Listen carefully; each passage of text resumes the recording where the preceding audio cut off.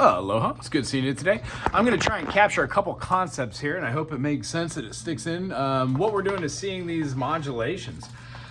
It all ties together with the kind of concept that I'm going to start from the beginning and go to the end here. You know what a note is, how to make a harmony, whether it's major, minor. When you add minor thirds, you get diminished. If you have minor third, major third, you have a minor chord. If you have major third, minor chord, you get a major. If you add major third, you get your augmented, and that pretty much is all of our chords. The only other one we would have that we haven't discussed is like our diminished or full diminished or our half kind of thing. We have our sus chords over the top of it too, you know, so if you wanted to have a 9 chord, you could also have your like 1, 2, 3, 4, and they kind of feel like they're hovering. That happens mostly with major chords. Like if we had a D major and we wanted to have a 7 chord, we could play that G, and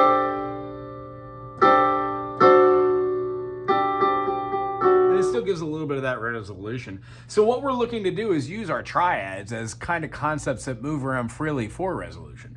And a great way to do that is just to find out the notes that do not work. You will not find another instructor, to my knowledge, that shows you how to play all the notes and they show you what notes don't work. Why?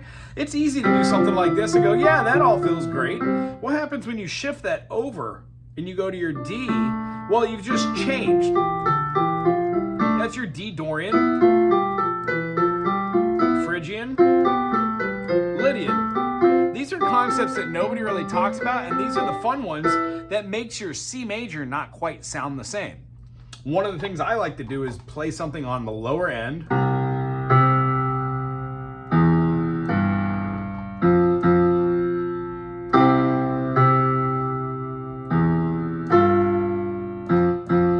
and then go over concepts.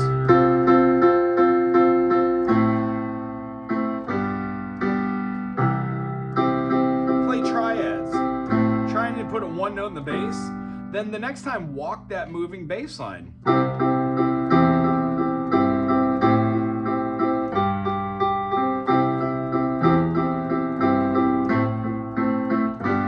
And what you'll notice, all your chords that you play over here, even if you invert them, let's say for an A minor, it's much easier to move your chord structure and then move this down. Because you can learn what 1, 3, 5, 1. You could also at this point feel what 1, 3, 5, 7 feels like. So you can do both if the time's enough.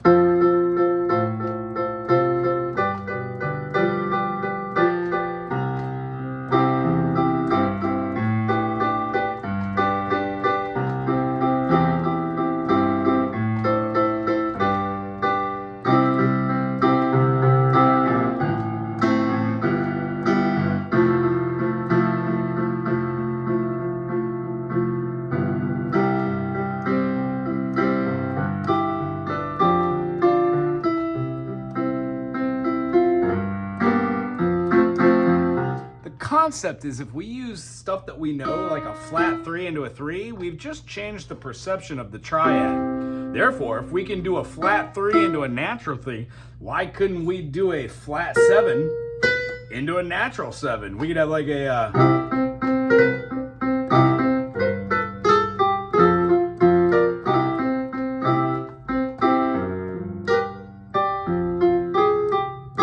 what was that?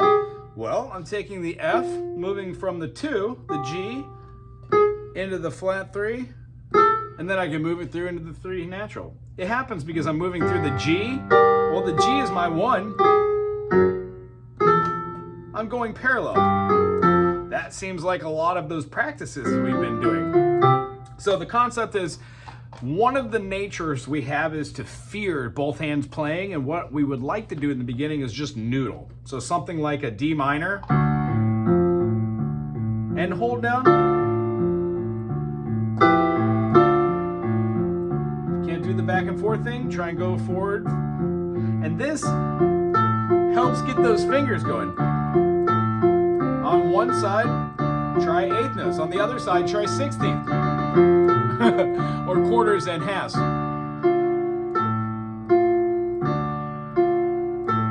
And then switch up some notes.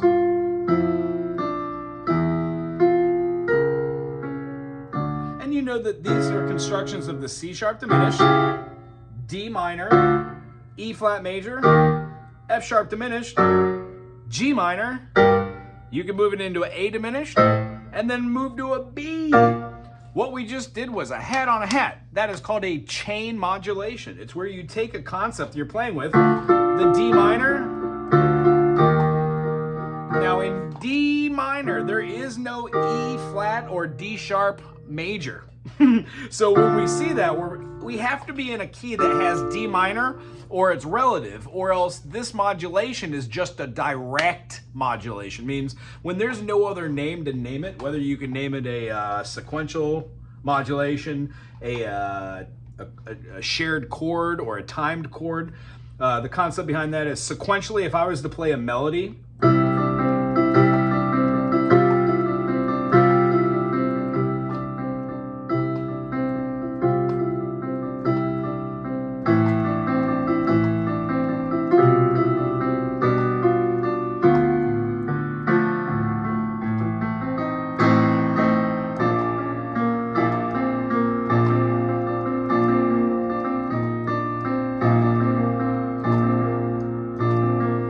has the same melody, but I moved from one chord that was a shared chord of B flat major and C major. I used the D minor to give a relative boundary of a triad, a shared chord, and it turns out diatonically, it's a diatonic shared chord because in the key of B flat, C minor, D minor, minor third. Key of C, it's the minor second. So those are just some examples of modulations that we use. Shared chord, sequential. If we have some sort of part in the A part, let's move it out of the key of C, let's go to D.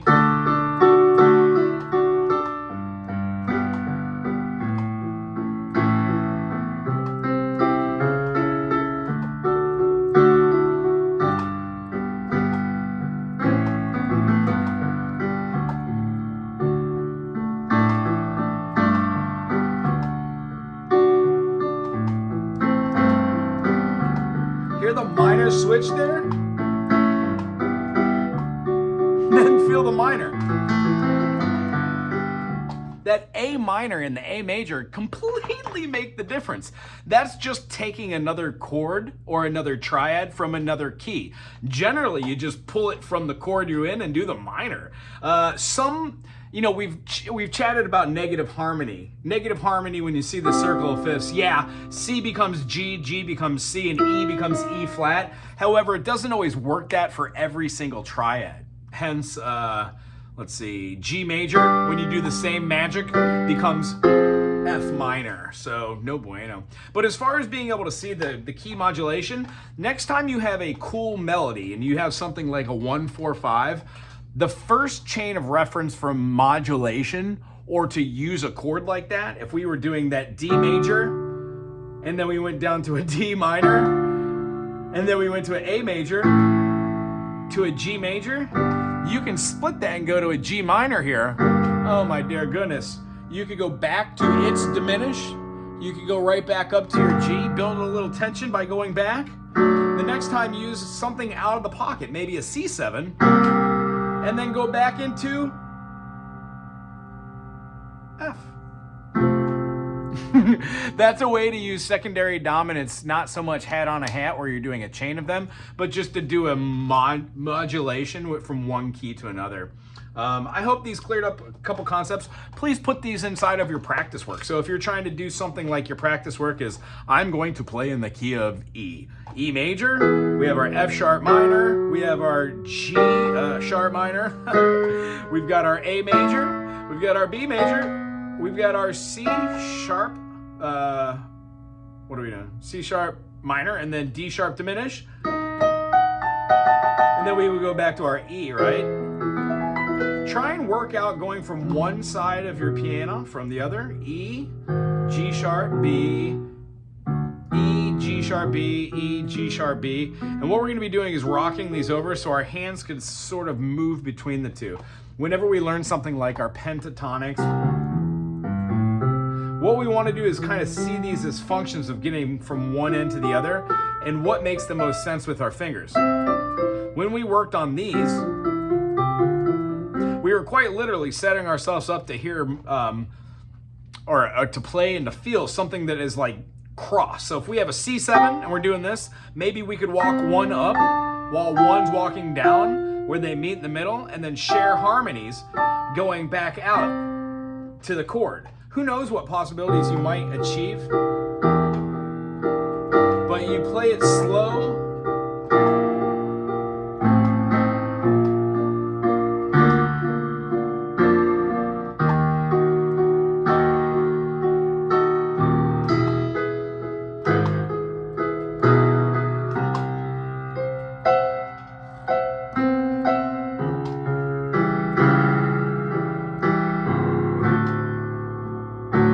See these secondary dominants and being able to shift, or what we would say tonality swapping, or major minor or modal swapping. The idea is you're just taking maybe a C major and putting a C minor in lieu of it. It's a great way to see how that. And then, as I said, sometimes songs have direct modulation where you really can't tell where it's coming. It just comes out of nowhere. Some of those are the best. But what you're seeing is a lot of this is interplay on this construct. If you're trying to do like a little ditty, as we were talking, let's say in the key of G, G major, A minor, B minor, C major, D major, E minor, F sharp diminished, and G. When we're playing through these, maybe trying to incorporate a couple flat threes and maybe some flat fives into fives. That's going to encourage a little bit of jazz, right?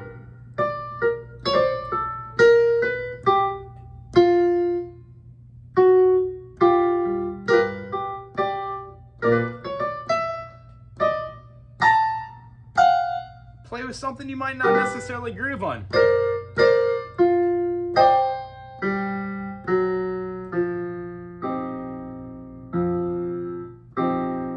And then try and work some chords as we were talking. F major with the C minor. Start playing with polychords, or like laying over these tones. Maybe D major with an E major.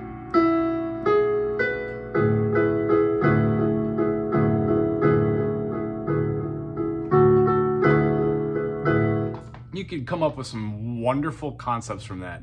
I've already said too much. I hope this was a great lesson. I will see you next week. Have a great week. Aloha.